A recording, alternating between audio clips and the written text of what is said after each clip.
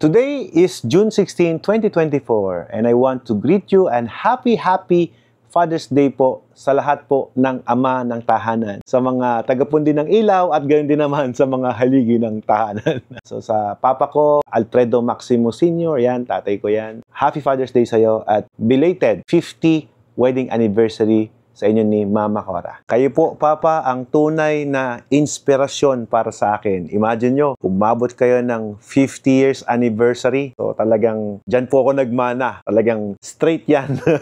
Hindi naman sila abot ng 50 years anniversary kung naglolo ko si Papa ko, di ba? Sana abutin ko din yan. You are the real inspiration for me. At syempre sa aking biyanan kay Papa Pepe, Happy Father's Day sa iyo. Sa mga ama at sa mga tao na tumuring sa akin na parang anak, kaya Kuya Daniel Razon, Happy Father's Day. Likewise, salamat. Happy Father's Day to my second dad. Apo ko. Apo.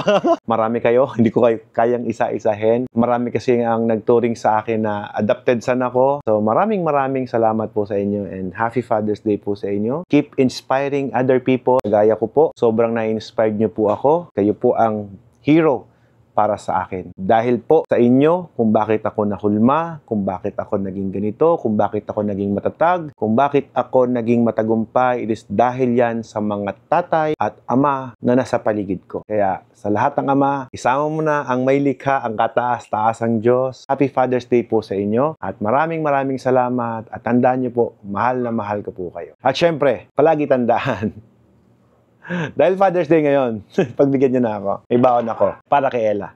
Ayan o.